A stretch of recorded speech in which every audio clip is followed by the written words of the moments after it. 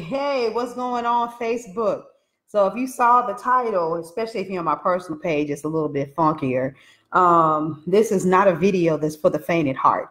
And for those of you that know me and you know me well, you know that when I say stuff like this at the beginning of the video, that it's not just going to be your typical inspiring message and I'm just going to say some nice things and you're going to be like, oh my God, look at August. She's just out there inspiring the world. No, this is one of those things where August is going to challenge. I'm going to challenge some things, and you all are going to realize over the next few phases of this next couple of months. Hey, Lenora. Hey, Imani. Hey, Danielle. I decided to actually go live on my business and my personal page, but I'm about to challenge some things because I'm all about my sisters elevating. And we can't elevate if we don't get reprogrammed, deprogrammed from all of the BS that we've allowed ourselves to believe. And so I put a post out there. Okay, got you, beautiful. Got you. You're driving. Hey, Danielle. So I put a post out, and the post said, in your opinion, why do you believe Black women struggle to operate in the fullness of their power as entrepreneurs? Now, everybody's comments were so freaking fire. I mean, they were on point, and they made me say, oh my God, I can identify what you're saying by this, by that. And I was just giving, some simple examples. I could literally go there. Hey, Kiki, baby, Kiki, if you can hold on. I know sometimes I'll be on here a little while, but you're going to want to listen to this one though, because the girl is going to get really intense. And so I'm going to respond to a lot of the comments that were made. But this one right here, it hit a nerve with me because she said something that is really unpopular, really unpopular. And I said, I got to respond to this. So before I begin to rattle out all my opinions about this sister's response to my post, let me let you hear what she said. She said, OMG, basically, oh my goodness. And I think my phone's gonna die on my business page. There's so much to say on this topic. Everyone has touched a nerve. You know I'm transparent, so here goes just a little. I have around $100,000 in student loans with 2 MA degrees that I decided 5 years ago that is not what I want to do with my life. Do you know how hard it is to leave security and for your family to tell you, why don't you go back to work so you don't have to work as hard now? I just decided I'm not going to be like everyone, going to be like almost everyone else, living a life they hate to be what society says. Fuck that. If I never own property again, I don't care. I will not be a slave to own a house. I work on a cash basis now, and God showed me what I can buy in cash or what I can save and how to flip it.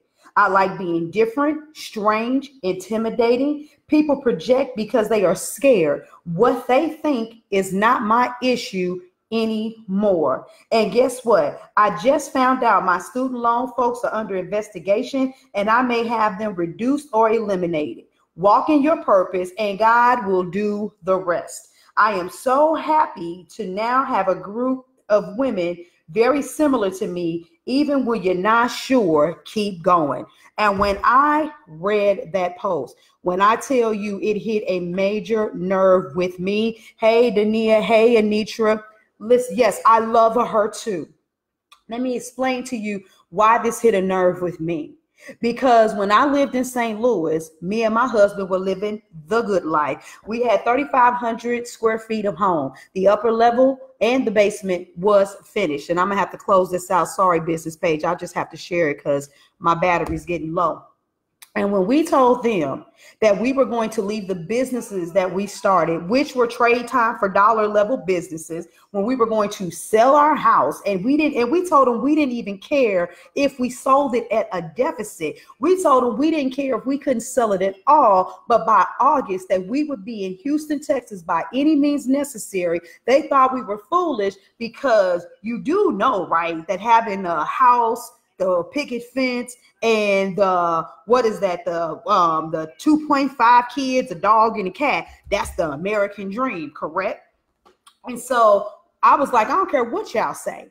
because while I was a homeowner, I felt like I was a slave to that house. This is coming from a woman who believes in being financially savvy. We saved money. We didn't just squander it. And he was enrolled in his 401ks. We were responsible. We were paying tithes at the church that we went to. We were doing everything that we were supposed to do. But nobody really, they told us you should have some money set aside for a rainy day. They told us that you should have money set aside because things could happen with a house. But they didn't tell us that we were going to have inspectors that would tell us the roof was good for 20 years when it was barely good for 5. They didn't tell us that we were going to have somebody nigger rig the stack and make it look like it was pristine and hide the carbuncles and all of that shit on there, and that we were going to have to do thousands and thousands of dollars of replacing plumbing. They didn't tell us the nitty gritty dirty work and the shit that they went through, but they wanted us to stay in this house just to prove that we were living the American dream. And so when they look at us and they're like, oh, you guys are downgraded because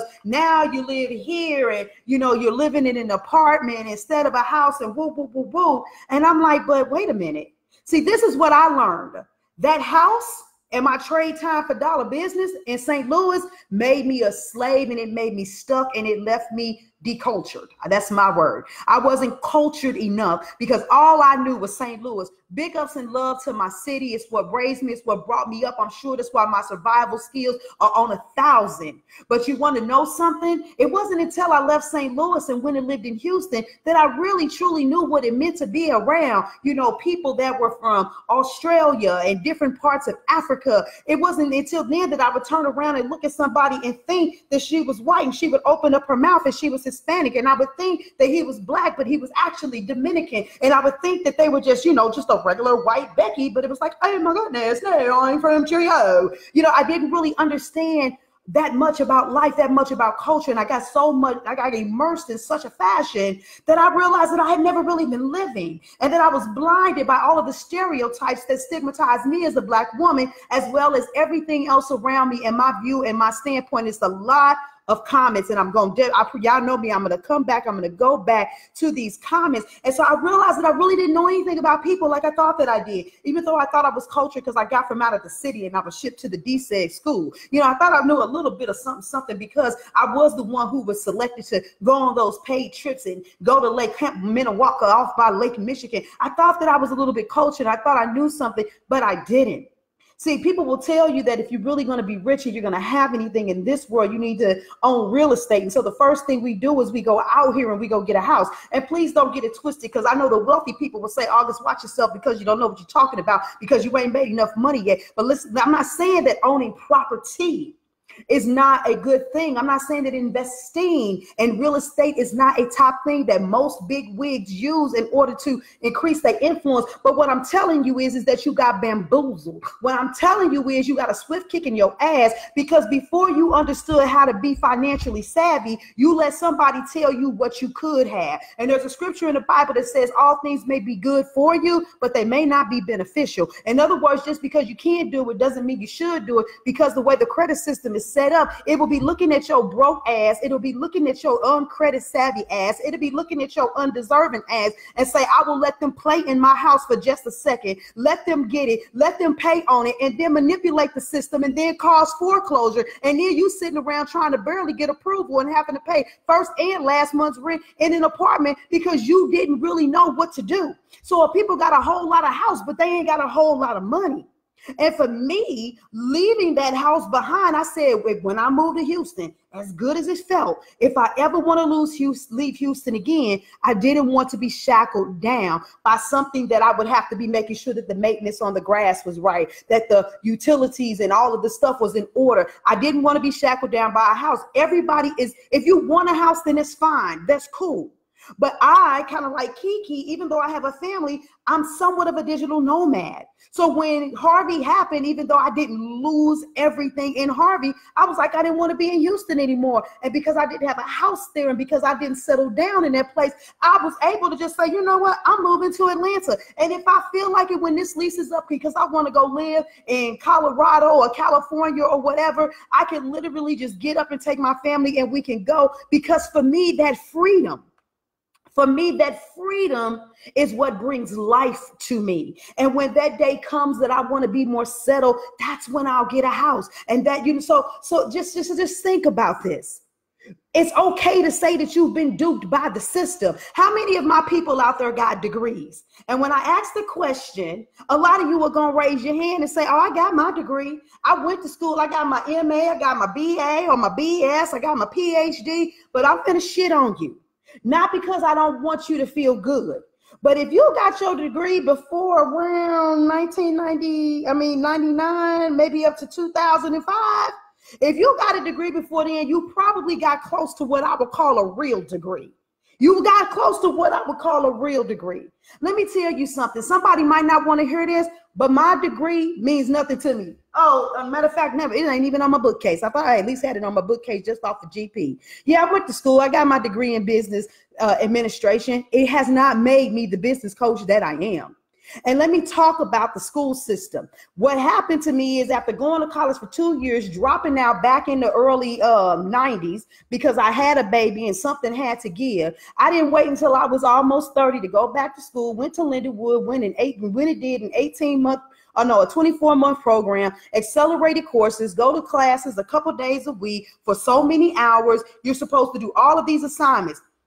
What they did is they had me come to a class with a syllabus with the bullet points for the primary parts of each section of that subject that was important. And for a person that damn near has a photographic memory at times, all I had to do was be relatively semi-familiar with the information in order to be able to take the test, in order to be able to get an A. I didn't learn any processes. I learned to memorize information long enough to get an A, which is the same thing they do with our kids. So I don't tote my degree because I don't believe in my degree. There are some of you all that are in PhD programs, and I was talking to a girlfriend about this the other day, that you don't even have to do a damn dissertation. That defeats the whole purpose of you being in a PhD program. That is not a real degree. It is a piece of paper that they give to you so that you can feel like you finally are somebody. And for my sisters out there, you know good and damn well that that degree doesn't mean anything to you. And this is no disrespect to any woman that I ever worked with, but you want to know who has the worst self-esteem ever? You want to know the most difficult people to coach ever? It's the ones that spent all that damn money on the degrees. When I get somebody that ain't trying to do college or didn't go that far, they're the ones who's like, look, I don't know what to do, but I'm hungry and I got to figure this out. And they the ones that's always willing to jump. It's always my super duper smart, got they MA, PhD. They're like, you know, well, I'm scared. I don't know what my family's going to think about me. I don't know if I can out hear how they're going to say something about me. I went and paid all of this money to be well spoken, but if I do a live video, will I be able to articulate enough? And I ain't trying to be funny, sis, but it's real. It's the ones with the most knowledge that usually are the least effective. You have to I have to force them to come into their power, to step into their excellence, because a lot of y'all don't want to take this shit. You don't want to eat it, but you keep going to school. You keep getting certifications. You keep on getting the motherfucker to tell you what you need to know because you don't see the value in yourself. And after you get all of them labels, you got elemental P, HIJK, X, Y, and Z behind your name, and you still can't step with the same power and authority as my little bachelor of business administration degree having behind is. And there's something wrong with that.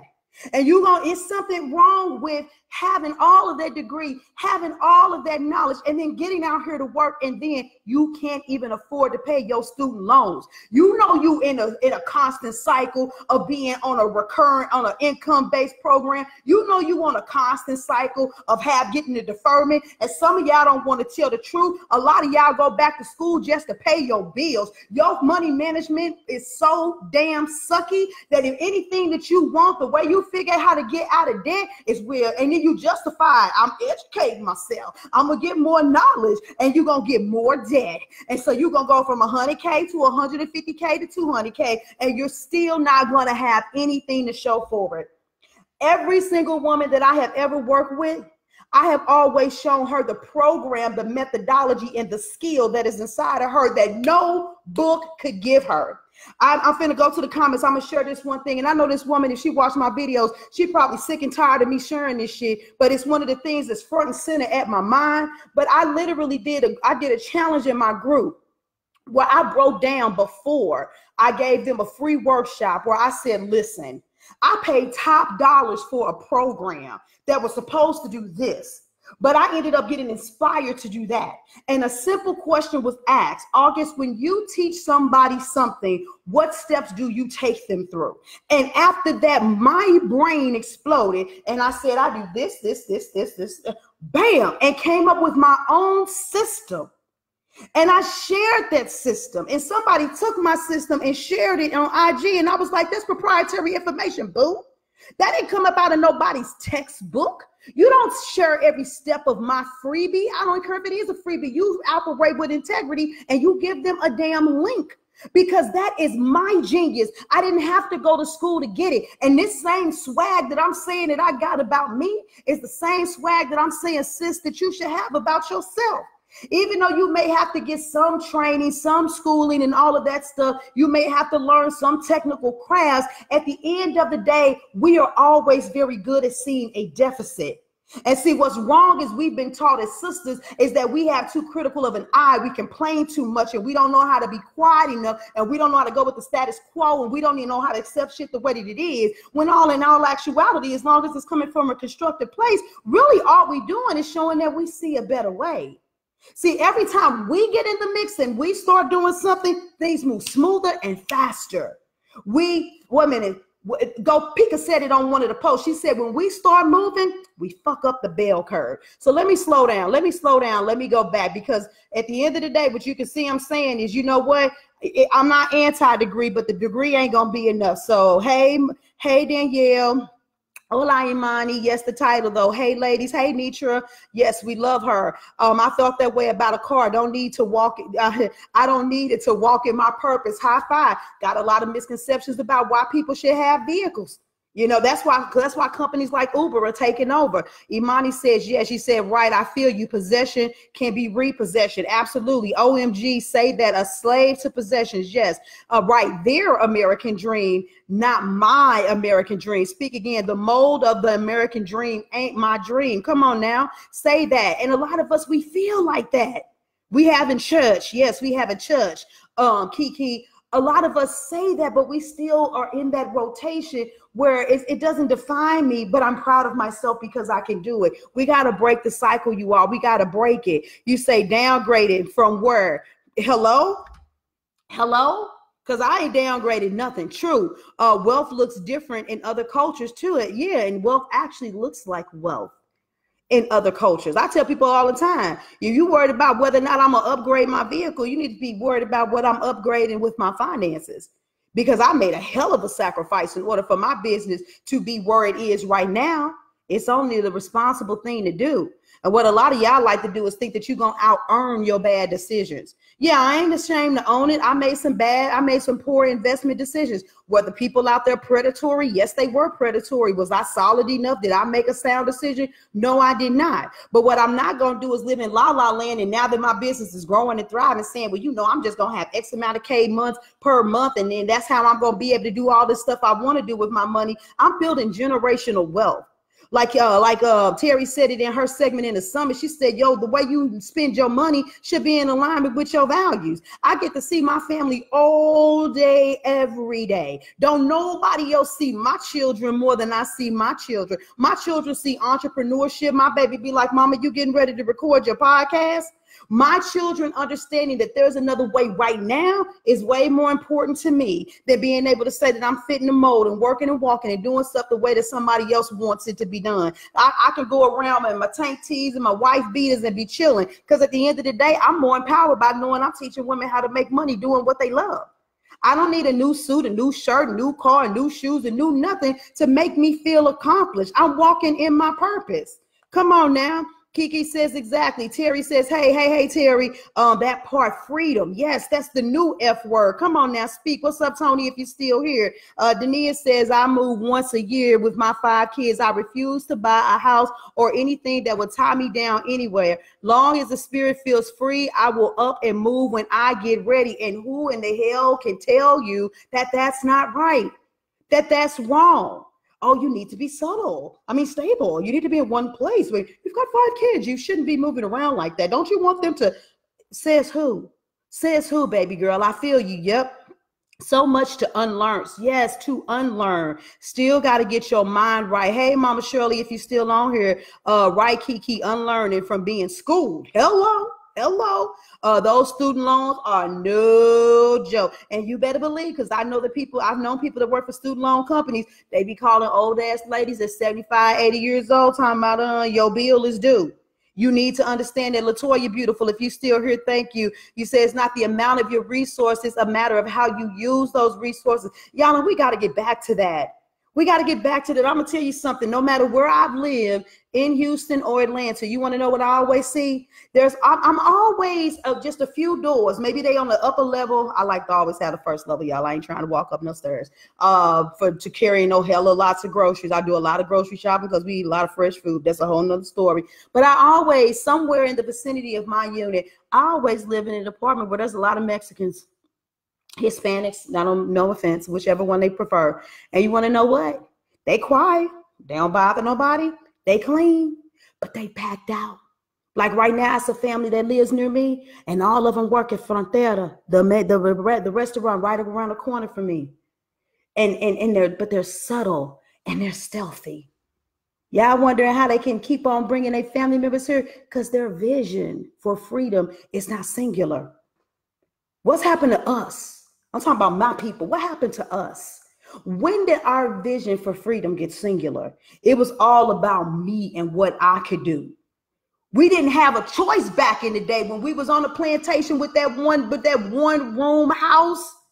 We didn't have a choice but to stack up. Now we trying to hurry up and get out here and don't even understand how to use money, ain't built up no resources. You barely 20 years old and you hot. And you got to get out there and get your own place. I can't stand her. I can't tolerate her. Too many women can't live in the same place. Every other race is doing what we used to do. The Arabs do it. The Asians do it. The Hispanics do it. They'll do whatever they got to do to get ahead. I keep on telling y'all ain't going to keep on saying that we live in a system in the United States that is rigged only to destroy us and to give everybody else benefits, because everybody that's coming here ain't getting no damn benefits.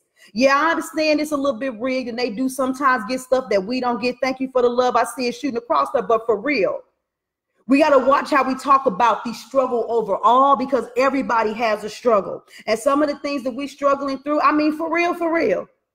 We don't have to struggle through them anymore, but our priorities are misconstrued and the fiber of our family is destroyed. It's like we can't wait until our kids turn 17, 18 years old so they can go to college, and we think that once that's done, they gone, they ain't never coming back and I'm free. Don't you understand that the way that we think about family, that ain't even family no more. We are still what we were on the plantation, breeders of people. We just fucking create people and then we send them on their own, and then they become slaves to the master by working these petty ass jobs that don't give a damn about them. We got to stop that. I'm hoping y'all hear me. Let me keep going.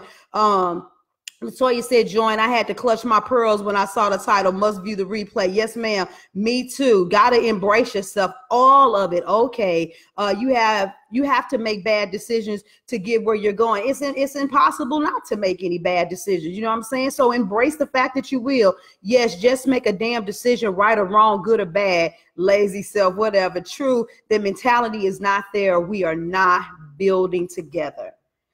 So listen to me. Listen to me and listen to me well. Use common sense. You went to college. You got the degree. Okay, now you got the job. So what you gonna do now? Now you hate the job, but you caught in the loop that the way you get out of that job is to go back to school to get another degree so you can upgrade to another job. But the raise in proportion to what the degree is going to cost, The lifetime that you work your years on a job will not be enough to pay for that degree. But yet and still, you are still in this rat race that degree wasn't enough. Don't you see you constantly proving yourself? And I love it. You know, everybody's story isn't exactly the same. I congratulate people for what they do, but some of the people in my timeline, I might just be looking at them like, why are you trying to find yourself in a degree? You're going to keep on going for degree after degree after degree after degree after degree, and you're going to end up being tired. Because they still ain't gonna love you. They still ain't gonna respect you. They still ain't gonna give you what you deserve. No one will ever give you what you deserve. I'm telling you, if you guys go and listen to that podcast episode that I did with Brother Bedford, one of the things that brother said that was so on point, he said is that we were all born to be entrepreneurs. That up until and this is true, it's fact, and I know that up until the Industrial Revolution, which is barely 100 years old, everybody was an entrepreneur. And so it's so funny that when you say it now, people are like, what you gonna do that for? You see how little amount of time it takes to poison a generation of people, to then poison the offspring, to then poison the offspring. For once in our life, could we just stop looking at what the fuck they're dangling in front of our face? Whatever they dangle in front of our face and say that it is the status, that is what we go after.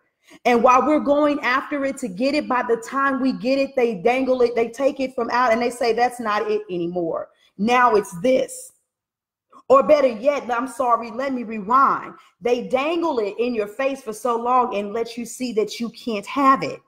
And so then once you do get it, because it was so hard to get it, you're like, I struggled for this. I fought hard for this. So now, because it was so hard for me to get it, I need to teach my kids that it's important for them to go and get it, even though I got it and it still didn't benefit me. Even though I got it, the only thing you have to be proud of is the actual war in attaining something that somebody told you was impossible. But you don't realize that the war was rigged because they psychologically told you it was impossible long enough to attack your ego. See, ego is what fucking kills us. And so you got lost in the true mission by surrendering to your ego to prove that you could get something. And now you can't admit that you made a mistake. So the same ego that had to get it is the same ego that has to keep it. And you have to prove that you could do something with this nonsense instead of calling it quits and saying, I'm good, I'll go. But what you won't fight for, see, what they not dangling in your face is they're not dangling entrepreneurship. They're not dangling entrepreneurship saying you can't make it, you can't make it. What they're telling you is that this is something that you don't want. You don't want entrepreneurship because there's no security in that. They're dangling this education. Yeah, you see this is how you get it. It's a reason why they're not dangling entrepreneurship, sis. Because entrepreneurship means you wake up to your power. Entrepreneurship means that you find peace. Entrepreneurship means that you have to look at yourself every day and make sure that you can go to bed feeling damn good about yourself. Not questioning, not doubting. It's walking in purpose. And every person that was ever born has a purpose. But some of us have become habituated and we are robots, and some of us walk in purpose. What do we got here? Damn August, wow. Where's the family? Build. Hell yeah. Doggone you late. Finished that podcast in the cast right before I got back in the house. So good. Yes.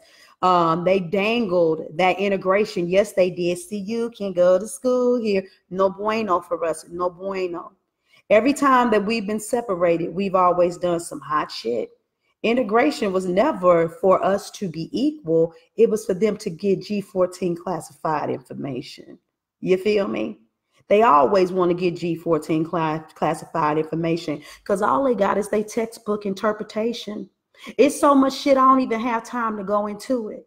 That a white face is on it for credit for creating it.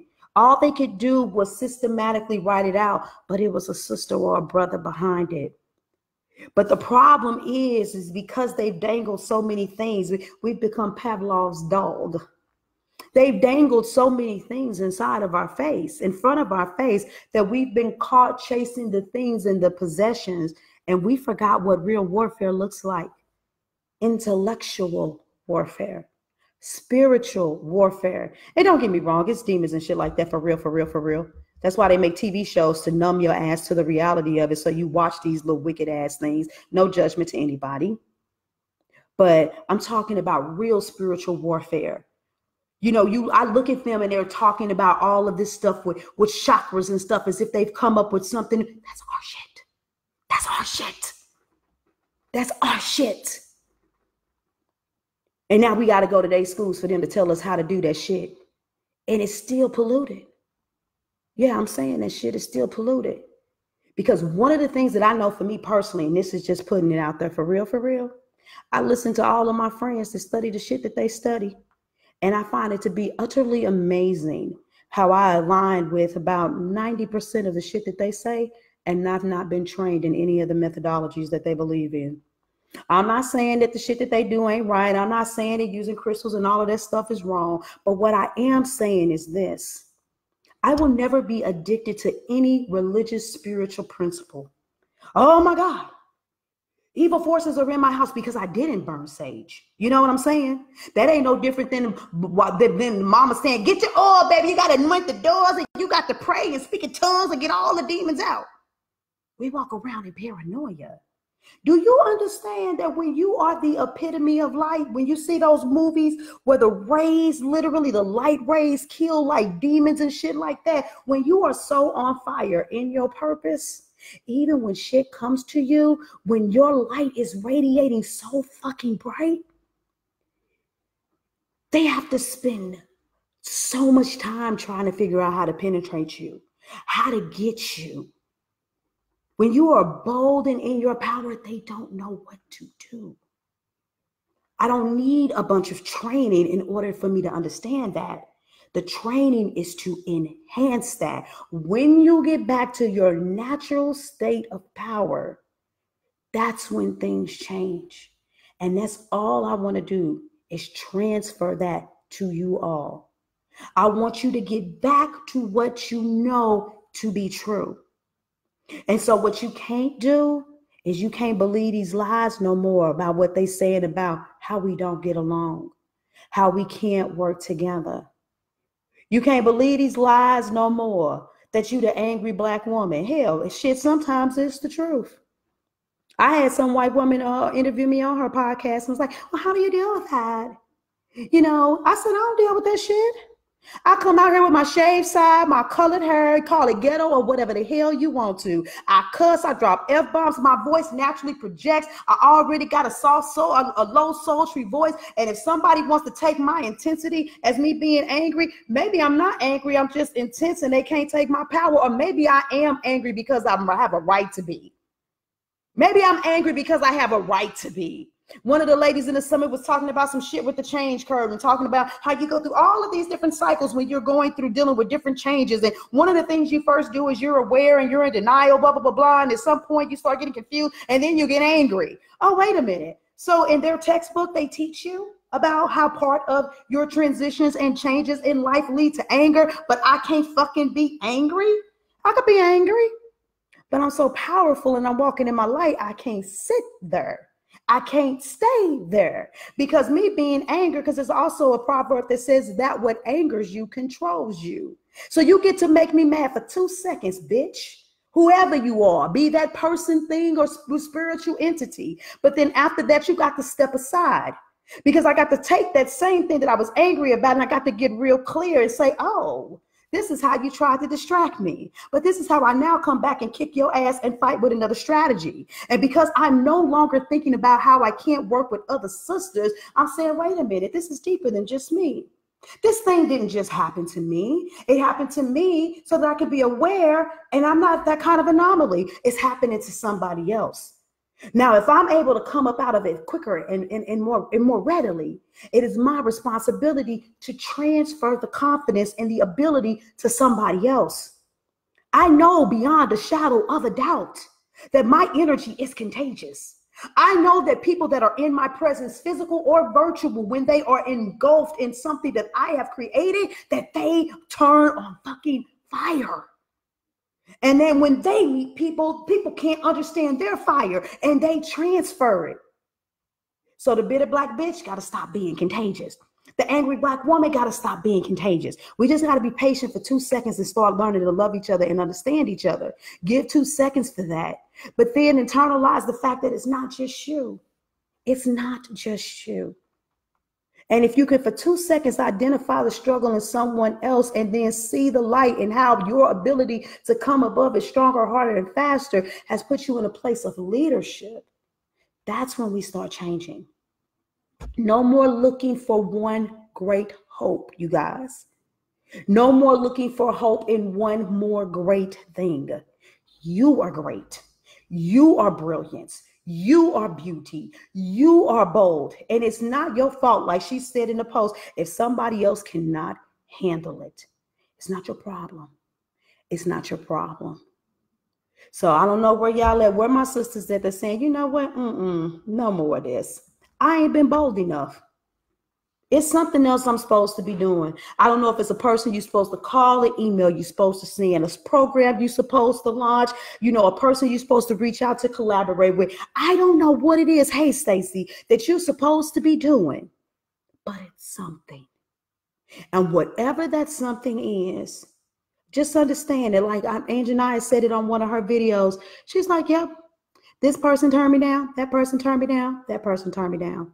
I'm going to keep going back until you say yes. That's the same thing V Wisdom said. She was the first interviewed person on the podcast when it was launched. She's like, if I go to a store and try to get my products in there, they say no. This year, I'm going back next year because maybe it's a new manager that'll hear me. But it ain't even about the person saying yes. Sometimes you need them to say no. So you can say, oh, okay, they're not ready for me yet.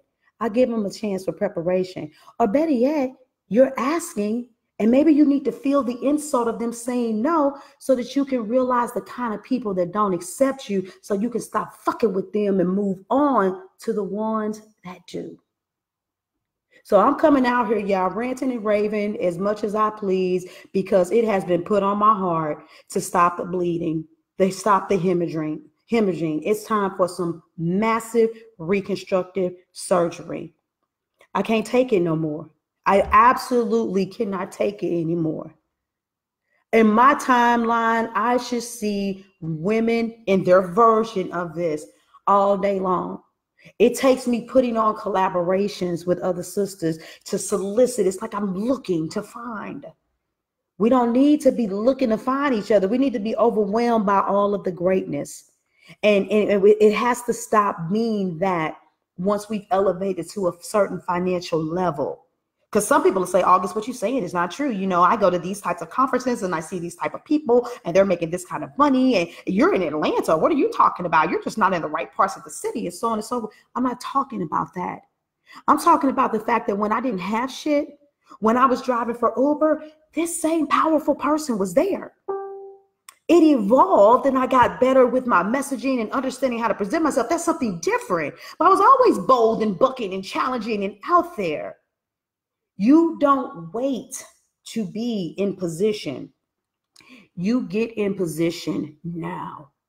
My clients that came to me when they didn't hardly have but 2 pennies to rub together, you finna show up like an authority with what you got. And now they have quote unquote pennies to rub together. You don't wait to show up in your power. The podcast episode, I'm getting ready to wrap this up, y'all, that I did today about faith and building a business. I have to keep repeating this because I feel like it needs to be heard. There's a scripture in the Bible, Hebrews 11:1, that says faith is the evidence of things not seen and the substance of things hoped for. And what most of you have done in church is you've tripped off of, oh, I got faith because I know it's going to happen because I can see it. Yeah, I got hope it's going to happen. You read the scripture wrong, baby. You're focusing on the unseen and the hope. You need to be focusing on the substance and the evidence. And so you've been taught blind faith. So when you think you're operating in faith, you think it's just belief. Even though you'll quote the scripture, faith without works is dead, your behavior show that you believe in the faith that God is going to make something happen for you because you cannot see it. But see, substance is actually a physical thing. I broke down the entire definition of it.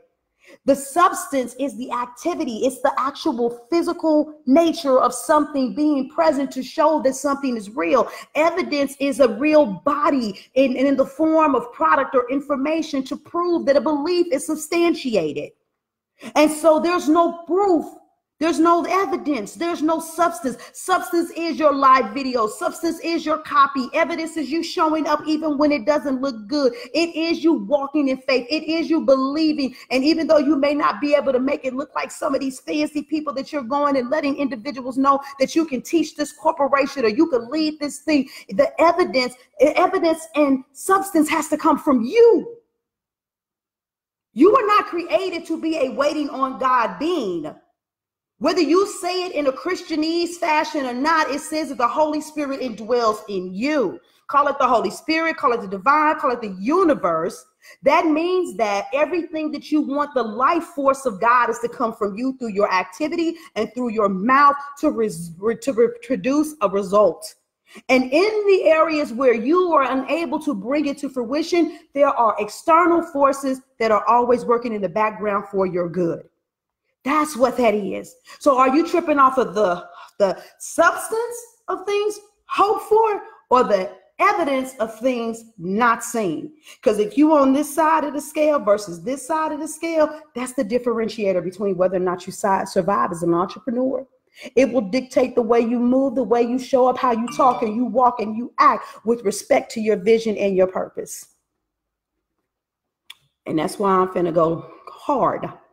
We're creating the things that I'm going to create to make sure that y'all start finally figuring it out. I'm not an anomaly, but I may need to teach you all some of the things that I know in order to get you there. So, loving this. I see you, Stacy. One of my favorite sayings is just because they flashing dollars don't mean you got to dance. Hello. And not talking about strippers. Hello. I hear you, beautiful. They sure did, Imani. I could give you a long list of that. Incorrect. Yes. Hello, Gina. Yes. So I'm done. If you know another sister that needs a boost and uplift or something like this, tag her. Share the video. Get the message out. Your girl is in hardcore change shit up. I want to cause a disturbance. I was told that if you want to be effective, you got to disrupt some shit. Well, I'm proud to be one of the chief disruptors. You guys enjoy your day. We finna take over this bitch.